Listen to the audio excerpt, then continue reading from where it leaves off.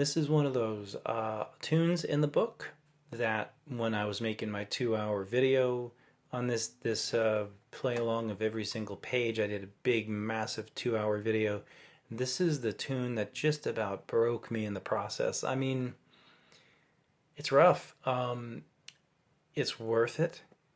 Couple of words of advice about this. Of course, we're using a pick. This is the plectrum style guitar. This is all about, as our friend Happy Traum here, the famous bluegrass and roots and blues, Delta blues player. This is about fluidity, and Happy Traum often talks about the security of your guitar pick. It's hitting the right strings at the right time, and the uniformity of your sound. You have to know what to expect every time you hit that string. Now, not just the right note. You have to know the tone, the dynamics, the timbre that you want to. See, you're playing it toward the front of the sound hole, toward the neck. The pick is pretty flush to the strings. There we go.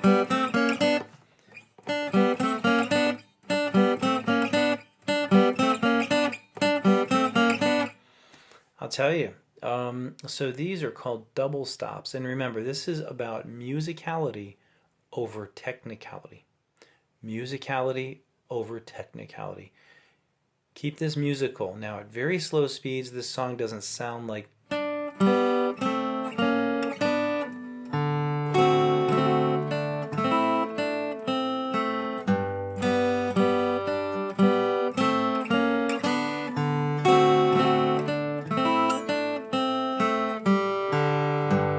Song is not meant to be played that way. It's allegro. It's over 120 beats a minute. It's cooking. It's fast.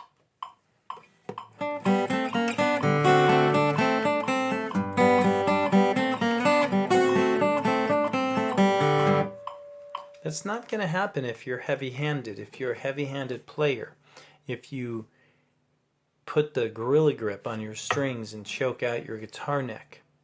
If you look at your guitar neck and you see the fret wear and your frets are all pitted out, pressing your strings too hard. If you gorilla grip the pick when you tense up and you get stuck on the strings because you're pinching that pick too hard. With lightness comes speed. Not with speed comes lightness. You won't get to speed unless you're light. So with a light touch comes speed, not the other way around. So this is among the best of flat picking accuracy. Now, I've only seen people playing this down picked. I don't know why Mel Bay doesn't provide us more direction. Personally, in working with a teacher, I like to think about how do I want the tune to sound. So here in Frolic, he has us down picking, everything. Okay, is he trying to tell us, since this is in the area for, the next page starts alternate picking. All right, well, if you know Mel Bay's modus operandi or whatever, he's often like giving you a taste of the next thing right on the last thing before he introduces it. So I'm trying to justify my alternate picking. Is it easier to play all down picking? Oh, heck yes it is. It's way easier to play all down picking, and that may well be how he meant it to be. However, he introduced alternate picking in book 1, and so I think it's absolutely acceptable to alternate pick eighth notes when and where you, as the student, see it here, unless you're told specifically otherwise. Let's get into the performance of the piece. We're going to start with our pinky on string. I'm going to be alternate picking it. We start with the pinky on string 2, fret 3. G and B strings open. G and B strings, fret 1 and 2. So fret 1 the B string, fret 2 the G string, frets 2 and 3, frets 3 and 4. So we have double stops.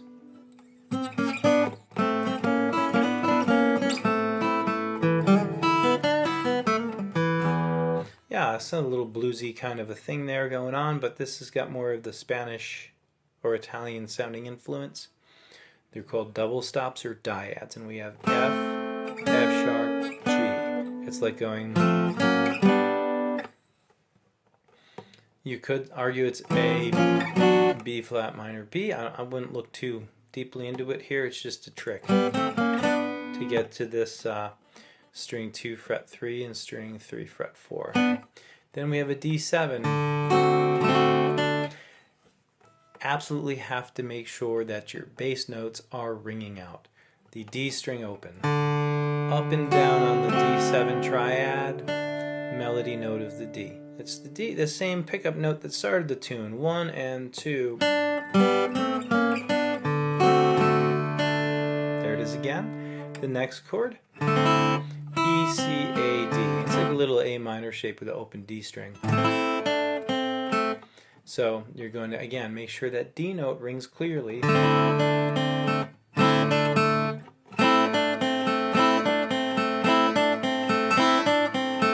You can hold the chord down like this. That's what I do. You're going to get that pinky there on the string 2D and the up, so it's down, up on the D, down on the C, up on the A, and then... So what we're doing here, you know how I would see this? I'm sorry. It's a D9 chord. Yeah, D, A, C. Yeah, it's a D7 with an E as the highest pitch. That's a D9. So anyway. Okay, now we're going to be playing the G. And we've finally stated our home chord in a nice normal way. So what does the bass do? It goes da da da da da da da da da da. So the G riff is down on G, up on the GB, down on the GB strings, up on the D note. When we end the line, it's important to see the repeat. We're going to go back to the beginning. Go. Clean up your pickup notes. Clean up the pickup notes. The beauty and the flow of a piece of music happens when you play over the bar line. So as we finish this measure here, you gotta come right back to the pickup note here. So 1 and 2 and. Yeah, gotta do it. So you're gonna put some time into making sure that you're doing the glue here. So you're doing it'll be down, up, down, up. Last measure. Down, up, down, up. Gonna have to work that out over and over.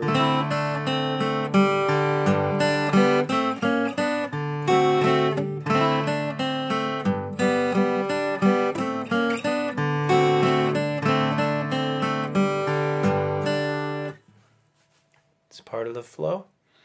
Moving to line 2, we're still in the key of G, and you'll notice in line 3, the third part is in the third line here is in the key of C, which explains the natural notes on the 5th line in the signature. So here we're still in G, and now we're going to go to the C chord, G chord. Wait a minute, the C chord's easy. What's this measure 2 with the G chord? Double stop trick. Play DB. Release the B note to the open G string. Play the DB. Release them both. This takes some work because the sponginess of the strings when they're open feels different than when they're pressed down here at the 3rd fret. Some guitars don't have very good action, and so you can really feel a difference. So playing one note fretted this high, you know,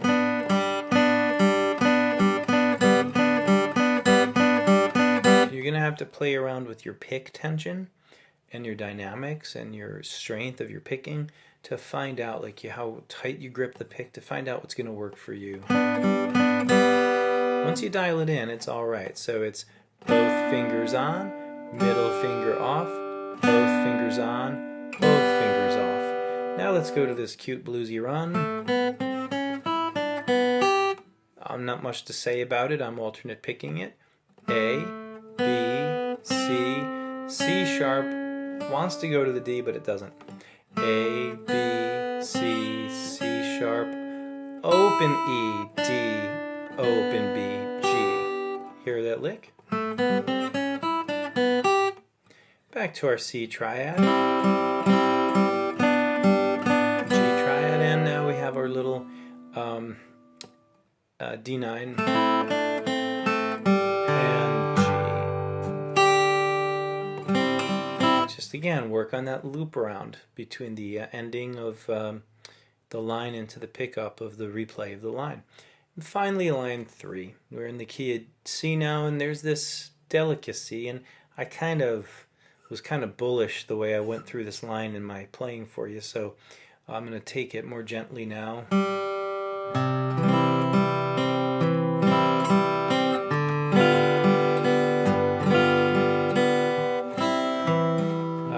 Sorry.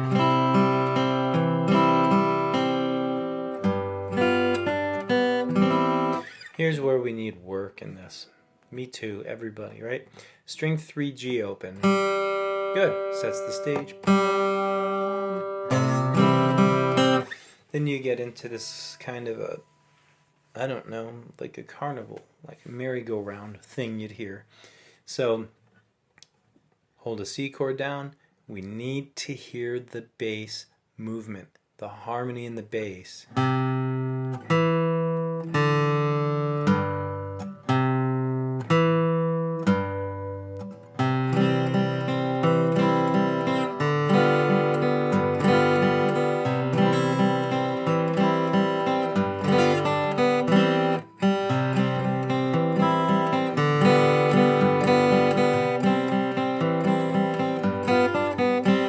Well, you have to just put your time into practicing the repeating pedal tones of the G string open and the B string.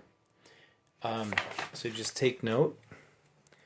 Okay, when the chord is a C chord, the G string is open and the B string is fret 1. When it's a G7 chord, the G string is open and the B string is open. Again, now we're back to the C chord. Alright, and then here we've got the G and the, looks like it just turns around there in the last measure. So here's my point. You got to train this.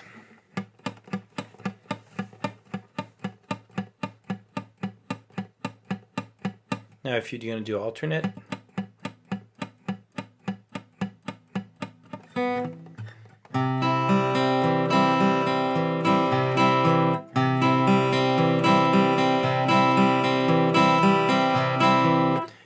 don't be afraid to take this stuff out of the book. Close your eyes and do it.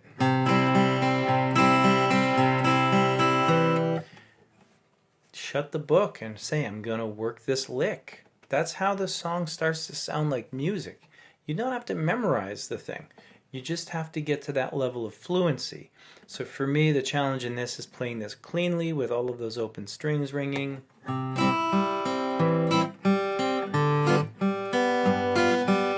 Now you notice that the chord strum and the note picking are eighth notes.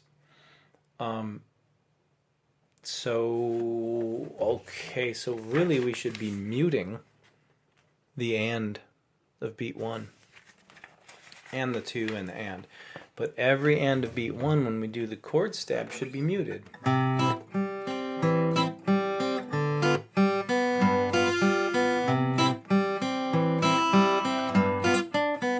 That sounds a little more Gauchos, doesn't it? Well, it's a whole level of complexity to perform this tune. There's nothing wrong with letting the notes ring.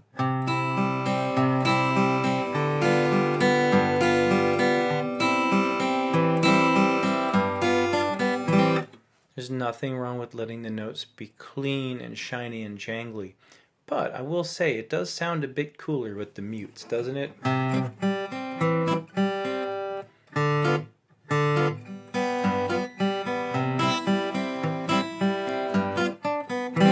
I'm just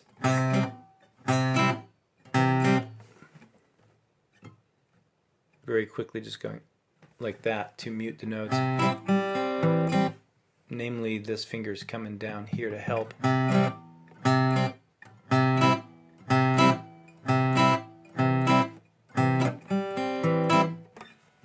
as little as I can.